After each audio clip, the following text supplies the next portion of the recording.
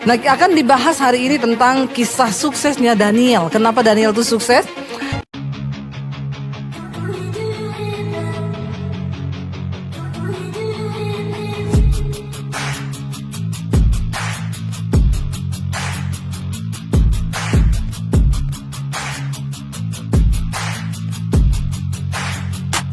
Selamat datang di channel Bela Kebenaran.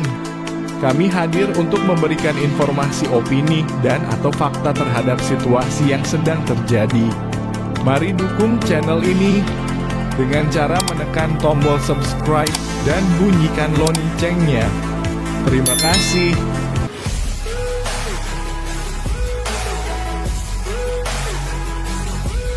Amin. Tepuk tangan buat Tuhan Yesus, saudara. Silakan duduk. Shalom, apa kabarnya sore ini? Luar biasa. Iya, hari ini kita belajar tentang bagaimana kebiasaan ya dari seorang yang sukses dipakai Tuhan dengan luar biasa. Saya percaya saudara, kita semua, siapa yang pengen sukses di sini angkat tangan? Yang gak pengen sukses pulang saja. Ya, saya percaya semua pengen sukses. Iya. Kita belajar dari seorang di Alkitab yang bernama Daniel, saudara. Jadi dia namanya tercatat di Alkitab karena ada sesuatu yang luar biasa dari hidupnya yang perlu kita pelajari. Dan perjanjian lama harus tetap kita baca. Ya, jangan anggap bahwa perjanjian lama ini episode yang sudah berlalu dan kita gak perlu baca. Karena Alkitab itu adalah satu rangkaian. Dari perjanjian lama kita belajar tentang banyak hal. Tentang sifat Allah, tentang pelajaran yang berharga. Bagaimana kesuksesan, bagaimana kegagalan orang-orang di dalam mengikuti Tuhan. Nah, akan dibahas hari ini tentang kisah suksesnya Daniel. Kenapa Daniel itu sukses? Kita tahu bersama saudara, pasal dan kitab Daniel ini dimulai dari ketika pada tahun yang ketiga pemerintahan Yoyakim, Raja Yehuda. Pada waktu itu Nebukadnezar dari Babel datang ke Yerusalem dan menyerbu Yerusalem. Dan Tuhan mengizinkan pada waktu itu Yerusalem ditaklukkan oleh Nebukadnezar dan rajanya, Raja Yehuda pada waktu itu diserahkan ke dalam tangan Nebukadnezar. Bahkan bukan hanya itu, dia menjarah semua rumah, peralatan di rumah Tuhan itu dijarah. Kita tahu dulu bait suci itu peralatannya semua emas murni, saudara. Itu diambil, dibawa ke Babel. Bukan cuma emas dan semua perlengkapan di rumah Tuhan. Beberapa orang dari Israel itu pun mereka dibawa ke pembuangan di Babel. Dan pada waktu itu saudara, Raja Nebukadnezar bertitah kepada kepala istananya yang bernama Aspenas. Dia bilang begini, kamu ambil dan pilih beberapa orang di antara mereka. Orang yang punya hikmat, yang dia itu punya bakat, yang hidupnya itu luar biasa. Ambil mereka untuk bekerja di istana raja. Yang lainnya dibawa ke Babel sebagai pembuangan, mereka kerja paksa. Tapi beberapa orang yang punya hikmat Tuhan diambil untuk kerja di istana raja. Ini kisah dari awal dari kitab Daniel ini. Dan ada 4 tokoh di dalam kitab Daniel yang namanya sangat terkenal. Yaitu Daniel, Sadrak, Mesak, dan Abednego. Apakah ada nama saudara di dalamnya? Puji Tuhan, suami saya ada. Namanya Daniel, makanya saya pilih dia jadi suami. Kalau Zulkifli kagak. Ayo kita lanjut Daniel pasal yang ke-6, kita lihat di sana. Saudara, yang namanya Daniel ini baru dibawa. Mereka ini orang baru. Ya, di dalam bisnis, di dalam berpolitik, ya ini adalah politik satu negara ini, satu bangsa. Bahkan di dunia apapun, yang namanya orang baru itu pasti disirikin. Iya apa iya? Ditanya ya, ini orang baru atau orang lama? Orang Sulawesi, nggak bahaya tah? Nah, bahaya ini orang Sulawesi ini saudara. Ya, kita lihat di sana. Ayat Daniel pasal yang ke-6 ayat yang kedua mulai. Kita baca. Lalu berkatalah Darius ya. Ayat yang kedua, lalu berkenanlah Darius mengangkat 120 orang wakil-wakil raja atas kerajaannya. Mereka ditempatkan di seluruh kerajaan. Ini yang menjadi bupati-bupati dan wakil-wakil raja pokoknya. Membawahi mereka diangkat pula 3 pejabat tinggi. Dan apa? Daniel adalah salah satu dari ketiga orang itu. Bayangkan ini seorang yang diambil, dia menjadi pembuangan dari Yerusalem, dari Yehuda. Dibawa ke Babel, tetapi tiba-tiba dikasih jabatan. Bahkan jadi orang terpilih 3 orang yang memiliki kekuasaan tertinggi setelah raja. Wow nggak saudara? Wow. Ini luar biasa. Dan dikatakan di sana kepada mereka lah para wakil-wakil raja harus memberi pertanggungan jawab supaya raja jangan dirugikan. Jadi sekarang ini mungkin mereka ini ya pejabat-pejabat tinggi ya. Yang diberi kepercayaan. Daniel, dia nggak ikut pilkada. Dia nggak kampanye. Tapi dia dipilih. Pada waktu itu diangkat. Karena Tuhan yang memilih. Lalu kita lihat ayat yang berikutnya. Maka Daniel ini melebihi para pejabat tinggi. Dan para wakil raja itu. Karena apa? Ia mempunyai roh yang luar biasa. Dan raja bermaksud untuk menempatkannya atas seluruh kerajaannya. Kenapa Daniel ini mendapat satu promosi yang luar biasa? Lihat ayat yang tadi dulu. Kita balik ke ayat yang tadi dulu multimedia. Karena dia mempunyai roh yang luar biasa. Anak muda, siapapun kita hari ini, jangan pernah taruh andalanmu kepada kekuatan kepinteranmu, otakmu, pendidikanmu. Kita belajar harus. Tetapi yang lebih dari itu, kita harus punya roh yang luar biasa. Kenapa kita harus punya roh yang luar biasa?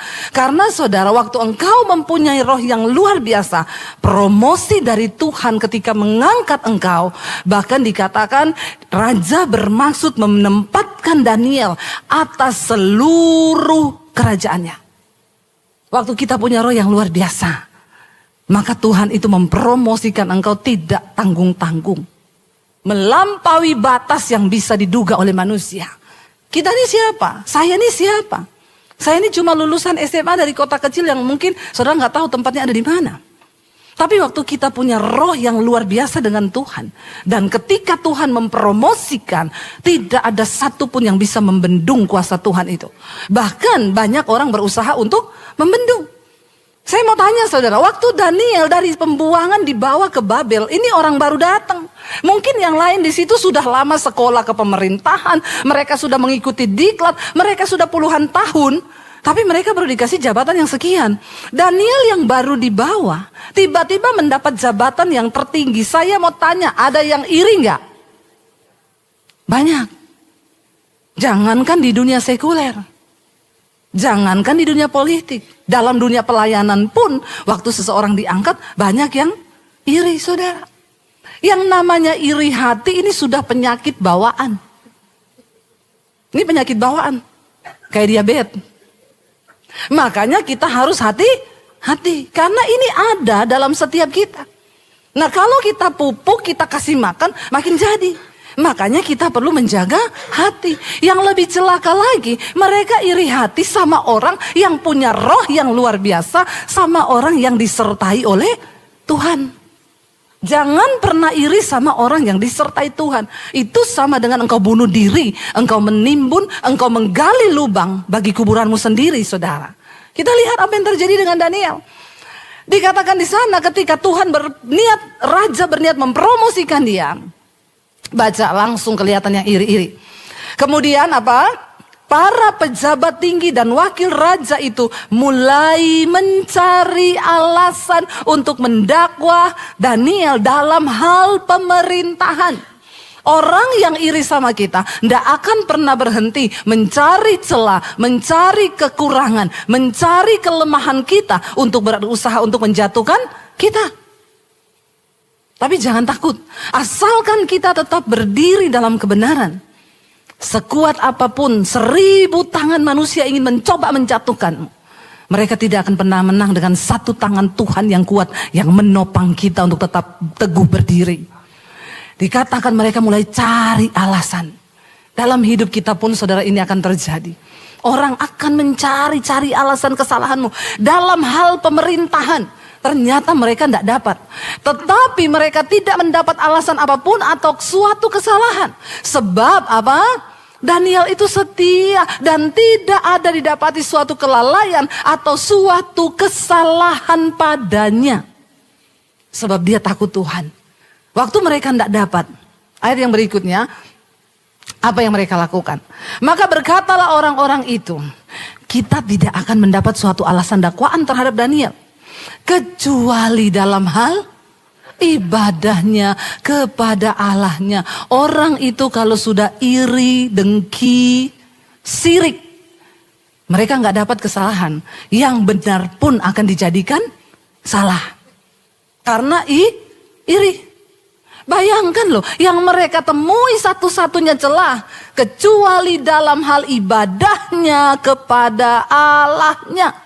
Dan waktu orang takut Tuhan, ada orang berusaha untuk menjatuhkan, engkau berurusan dengan Tuhan loh saudara. Hati-hati saudara, hati-hati.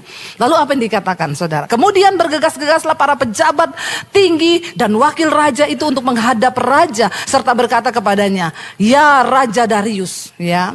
Jadi Nebukadnezar itu adalah sebutan untuk raja seperti kita presiden. Tapi namanya adalah Darius. Kekalah hidup Tuhanku. Lalu mereka bilang apa di sana? Ya, ayat yang berikutnya.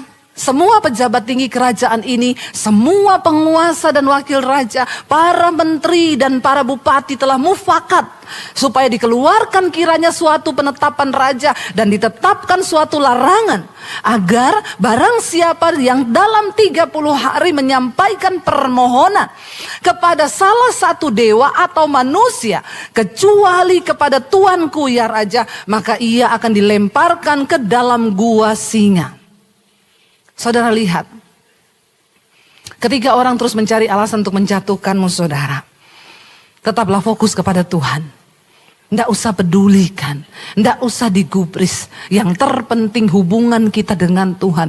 Roh kita tetap terjaga dengan Tuhan. Mereka itu datang menghadap kepada raja. Hati-hati juga sebagai pemimpin. Karena banyak orang di bawah kita itu yang cari muka. Yang bermuka dua. Aduh, muka satu aja udah susah diurus, apalagi dua ya. Bener gak? Apalagi ibu-ibu ini. Bayangkan kalau mukanya dua, skincare-nya mahal loh. Muka satu aja susah dirawat, apalagi dua. Bener gak? Ya saudara, raja ini kalau pemimpin itu tidak punya hati yang bijaksana, dia bisa terjebak dalam sebuah keputusan gara-gara orang-orang di bawahnya. Ya, jangan suka kalau dipuji. Orang yang biasanya suka memuji, itu biasanya sesamting saudara. Makanya saya kalau dipuji orang, bu tambah cantik, pret. Biasa aja. Jangan terlalu tergiur dengan pujian. Jangan terlalu dinikmati pujian itu. Ya biasa aja. Apalagi kalau ada orang mulutnya manis, harus hati-hati bawahan itu. Kalau saudara sebagai seorang pemimpin, berhati-hatilah. Apalagi kalau istri mulai bermulut manis, itu pasti ada maunya. Suami saya ketawa paling kencang loh. Bahaya ini ya. Tapi saya gak pernah bermulut manis sama dia saudara. Ya. Dan saudara lihat waktu mereka mulai mengeluk-elukan raja. Tidak ada seorang pun loh yang layak untuk disembah. Kecuali engkau. Karena engkau yang paling mulia. Rajanya ini cuma dipuji sedikit. Udah makan puji. Akhirnya dia terumpan. Lalu mereka bilang apa? Oleh sebab itu raja, engkau harus keluarkan sebuah larangan. Buatlah suatu surat perintah yang tidak bisa diubah. Menurut undang-undang orang Media dan Persia yang tidak bisa dicabut kembali. Mulai ini masuk saudara. Rancangan jahat anak buah masuk kepada bos. Nah, ini bos harus punya kebijakan untuk menimbang. Apakah ini keputusan yang dibikin benar atau salah? Harusnya kan tanya, loh emang kenapa? Orang kan punya hak mau berdoa sama Tuhan, ya terserah. Tapi karena udah kelepek-kelepek dipuji tadi, engkau yang paling mulia. Maka semua orang harus menyembah engkau. Hati-hati sama pujian. Sebab itu Raja Darius membuat surat perintah. Dan dengan larangan itu. Lalu dikatakan di sana, demi didengar Daniel. Daniel dengar nih surat perintah dibuat, ditanda tangan, diumumin. Ketika Daniel mendengar surat perintah itu sudah keluar, apa yang dilakukan? Ya, ketika demi didengar Daniel surat perintah itu telah dibuat, pergilah ia ke rumahnya. Dalam kamar atasnya ada tingkap-tingkap yang terbuka ke arah Yerusalem. 3 kali sehari ia berlutut berdoa serta memuji Allahnya seperti yang biasa dilakukannya. Dia tidak bergeming. Saya mau tanya saudara, menurut saudara waktu Daniel dengar surat itu, dia ada ketakutan gak? Daniel ada takut gak? Dia juga manusia loh seperti kita. Dilempar ke gua singa itu kira-kira takut nggak? Nggak usah tanya Daniel deh. Saudara, kalau dilempar ke gua singa, saudara berani? Enggak. Dia juga pasti takut. Karena dia tahu bahwa dia selalu menyembah Tuhan 3 kali sehari. Tapi Alkitab berkata, waktu Daniel dengar surat itu sudah ditok, raja sudah mengeluarkan perintah itu, balik dulu ke ayat tadi. Dia bergegas pulang ke rumahnya. Dia masuk ke kamarnya, dia berlutut di situ, dia memuji menyembah Tuhan seperti yang dia biasa lakukan 3 kali dalam sehari. Lalu orang-orang itu bergegas-gegas masuk mendapati Daniel yang sedang berdoa dan bermohon kepada Allahnya. Karena memang itu yang mereka tunggu. Orang iri itu suka lihat orang jatuh. Dia tunggu dia mau masuk kamar nih. Mereka udah hafal jamnya. Sampai mereka tahu loh. Ya, orang tuh kalau iri, kalau sirik, dia pantau terus hidup kita. Biarin aja. Tunggu, ini kesalahannya. Dicari, dikejar. Dapat saudara. Lalu dikatakan ayat yang berikutnya saudara. Kemudian mereka menghadap raja dan menanyakan kepadanya tentang larangan raja. Raja, bukankah engkau sudah bikin satu ketentuan bahwa orang yang mencari yang lain, berdoa kepada yang lain, menyembah kepada yang lain selain daripada raja, maka dia akan dihukum dengan dilempar ke gua singa. Raja, ingat ya, perkara ini sudah engkau tanda tangan menjadi undang-undang Media dan Persia dan itu tidak dapat dicabut kembali. Mereka ancam memang raja untuk kasih dengar karena undang-undang sudah dibuat tidak bisa ditarik kembali dalam waktu hanya beberapa saat. Lalu dikatakan di sana ayat yang berikutnya saudara. Lalu kata mereka kepada raja, Daniel, salah seorang buangan dari Yehuda. Kelihatan siriknya. Padahal Daniel sudah diangkat menjadi pejabat tinggi. Nggak ngomong itu loh raja, Pak Daniel itu loh yang dari Yehuda. Daniel salah seorang buangan. Ini saudara tanda-tanda orang sirik. Omongannya itu lihat, merendahkan orang. Orang buangan itu loh. Bukan pribumi. Dia tuh gak tahu dari mana pribulan. Salah seorang buangan dari Yehuda. Ya, tidak mengindahkan tuanku ya raja. Dan tidak mengindahkan larangan yang tuanku keluarkan. Tetapi 3 kali sehari dia mengucapkan doanya. Lalu apa yang terjadi saudara? Setelah raja mendengar hal itu maka sedihlah ia. Dia gak menyangka kalau yang mereka mau jebak itu Daniel, orang kesayangannya, orang pilihannya, orang yang benar-benar dia anggap punya roh yang luar biasa ini. Raja sedih saudara, tapi dia gak bisa buat apa-apa. Dia cuma bisa nyanyi, aku terjebak, aku tertipu, aku terperangkap dalam egomu. Itu toh, sudah terlanjur, hukum sudah dibuat, undang-undang sudah disahkan. Nggak bisa ditarik kembali. Nangis raja, sedih. Kenapa Daniel? Kenapa Daniel? Dan ia mencari jalan untuk melepaskan Daniel. Bahkan sampai matahari terbenam, sampai malam ia masih berusaha untuk tolong Daniel. Sering kali Tuhan izinkan orang yang berniat tolong kita pun tidak diizinkan Tuhan. Nggak dapat jalan untuk tolong kita. Supaya apa saudara? Supaya di situ pertolongan itu hanya datang dari tangan Tuhan yang kuat. Nggak diizinkan loh, raja sudah berusaha. Ini siapa? Pemegang kekuasaan tertinggi. Dia bisa melakukan apapun. Makanya jangan andalkan manusia. Sehebat apapun pangkatnya, tetap andalkan Tuhan. Amin saudara. Jangan engkau menyedihkan hati Tuhan. Sehebat apapun pejabat yang dekat dengan kita, jangan pernah andalkan. Tapi tetap andalkan Tuhan. Cuma Tuhan yang sanggup.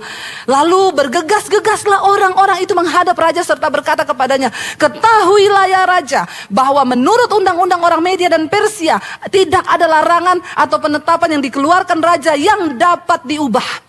Mereka ancam raja gantian. Jangan pernah kau rubah, karena itu menurut undang-undang sudah sah. Ini akan demo besar-besaran ini. Demi seorang Daniel saudara. Lalu dikatakan di sana, sesudah itu raja memberi perintah. Lalu diambillah Daniel, dilemparkan ke dalam gua singa. Berbicaralah raja kepada Daniel. Allahmu yang kau sembah dengan tekun, dialah kiranya yang melepaskan engkau dari mulut seorang raja yang tidak mengenal dan tidak menyembah Allah. Bisa keluar sebuah kata-kata iman karena melihat ketekunan iman Daniel. Karena melihat kesungguhan hatinya Daniel kepada Tuhan.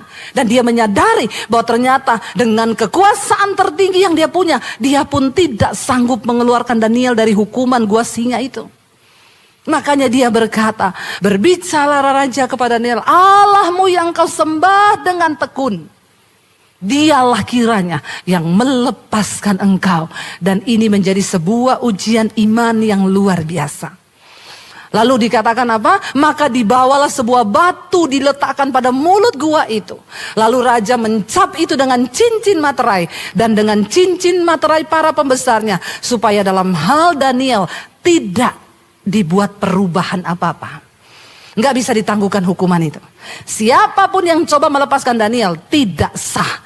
Waktu cincin materai itu dipakai untuk mengesahkan satu perkara, nggak boleh dirubah. Itu aturannya. Lalu dikatakan di sana ayat yang berikutnya, lalu pergilah raja ke istananya. Dia berpuasa semalam-malaman itu, tidak mau makan raja. Karena sedih hatinya akan Daniel. Dia tidak menyuruh datang penghibur, biasanya malam raja berpesta makan, datang penyanyi dangdut, ya, datang semua itu ya, goyang ngebor di depan raja, tari perut, sudah semua datang. Namanya juga raja. Malam itu raja bilang, aku tidak mau makan, aku puasa. Tidak ada satupun penari yang boleh masuk untuk menghibur. Dan ia tidak dapat tidur. Betapa raja bersedih karena Daniel. Waktu orang yang benar, saudara, diizinkan Tuhan. Seringkali Tuhan akan izinkan engkau, tidak ada satupun yang akan tolong. Jadi kalau hari ini engkau merasa tidak ada pertolongan di hidupmu, percayalah, Tuhan sedang izinkan itu supaya kau menatap ke atas dan berkata, Tuhan, cuma engkau satu-satunya harapanku. Cuma itu yang Tuhan mau. Dia gak mau yang lain. Supaya imanmu tertuju kepada dia dan berkata, engkau satu-satunya harapanku Tuhan. Tidak bisa ku andalkan siapapun manusia. Lalu lihat saudara, raja cuma tidur hanya beberapa waktu mungkin. Pagi-pagi sekali waktu dia terbangun, masih subuh fajar baru menyingsing. Bangunlah raja, tidak pergi ke dapur cari sarapan. Karena dia sudah puasa dari sore, dari siang. Dia tidak pergi ke mana-mana cari siapa. Langsung raja menuju pergi ke buru-buru ke gua singa. Karena dia sangat mengasihi Daniel. Waktu sampai di gua singa saudara, ketika ia sampai dekat gua itu, berserulah ia kepada Daniel dengan suara sayu. Karena tidak berharap ada jawaban, pasti Daniel sudah mati.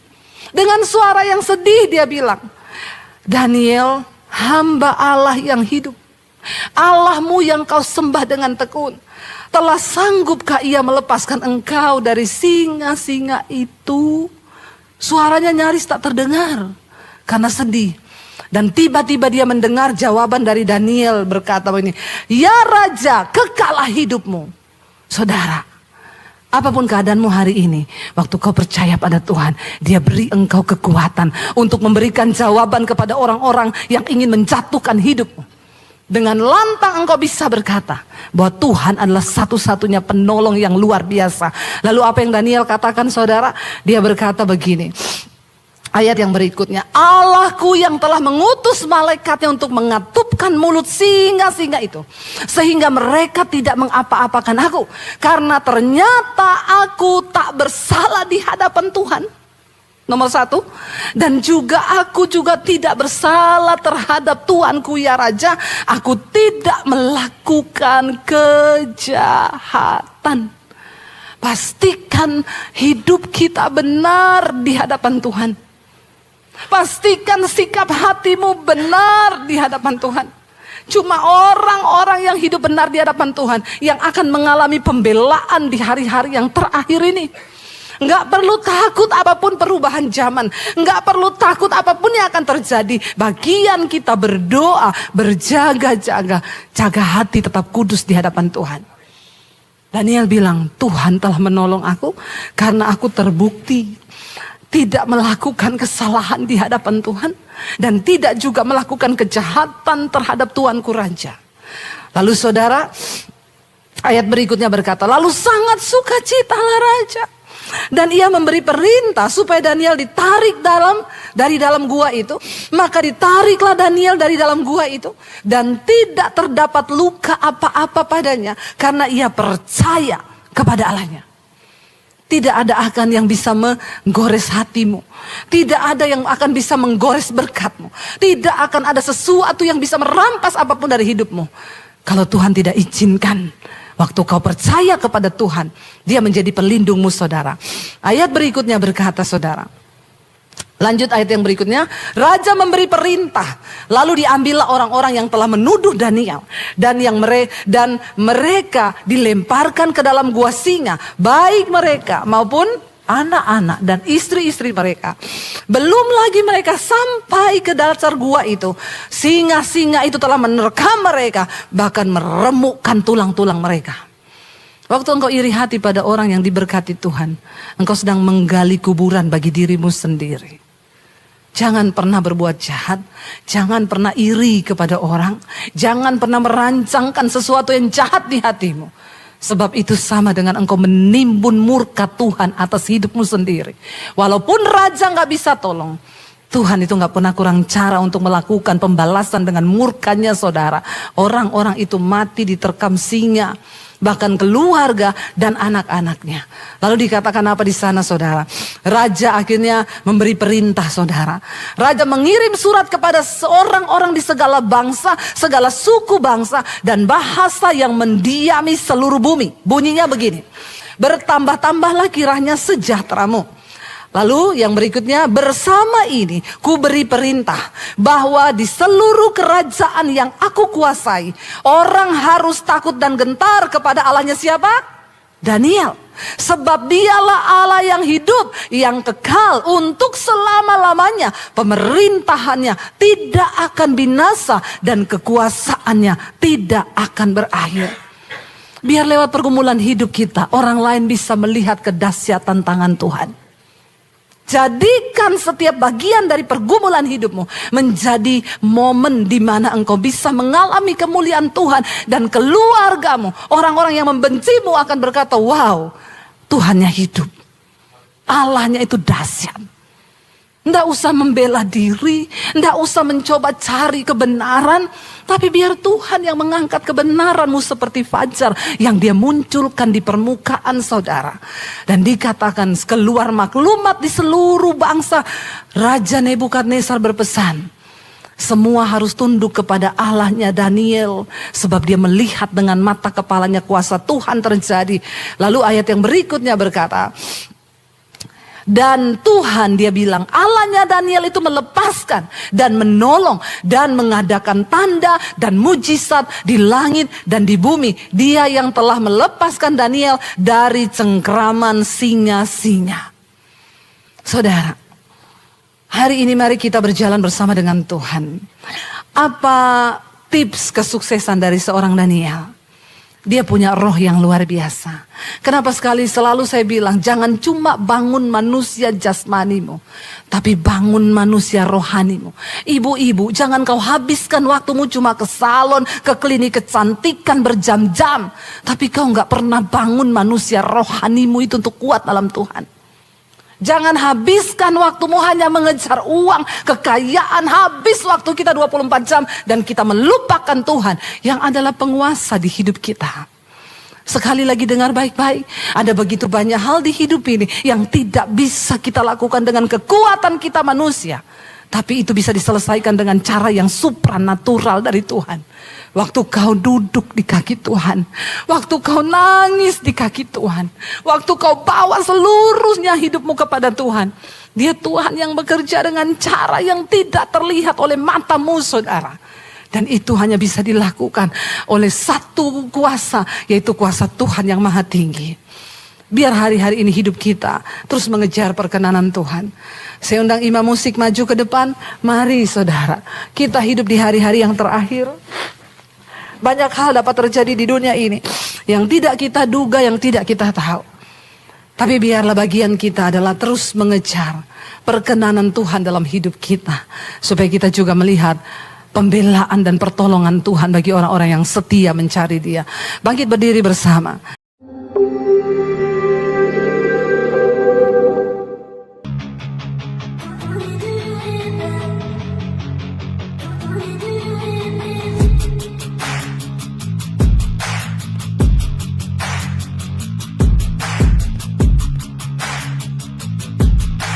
Terima kasih sahabat sudah menyaksikan tayangan kami hari ini.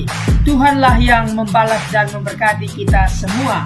Apabila sahabat diberkati, marilah kita dengan murah hati untuk share video ini kepada teman-teman kita yang lain, kepada grup-grup keluarga dan sebagainya.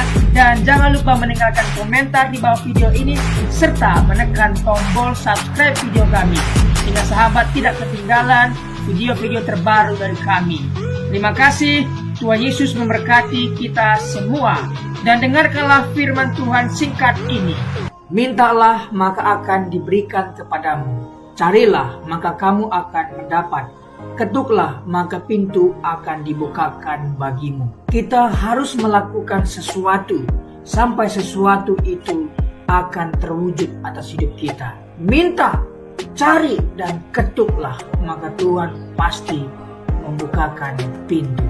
Lukas 18 ayat 1. Yesus mengatakan suatu perumpamaan kepada mereka untuk menegaskan bahwa mereka harus selalu berdoa dengan tidak jemu-jemu. Kita berdoa dengan tidak jemu-jemu. Terus minta maka pasti akan diberikan. Tuhan Yesus berkata, "Karena itu aku berkata kepadamu, apa saja yang engkau inginkan ketika engkau berdoa, percayalah bahwa engkau telah menerimanya dan engkau akan memilikinya." Amini ayat firman Tuhan ini, bahwa Tuhan pasti memberikan segala sesuatu yang kita butuhkan. Semoga Allah, sumber pengharapan, memenuhi kamu dengan segala sukacita dan damai sejahtera dalam iman kamu, supaya oleh kekuatan Roh Kudus kamu berlimpah-limpah dalam pengharapan. Terima kasih. Apabila sahabat ada komentar dan pendapat yang lain terhadap video hari ini, boleh tuliskan komentarnya, pendapatnya di kolom komentar di bawah video ini, sehingga kita boleh diskusi di sana.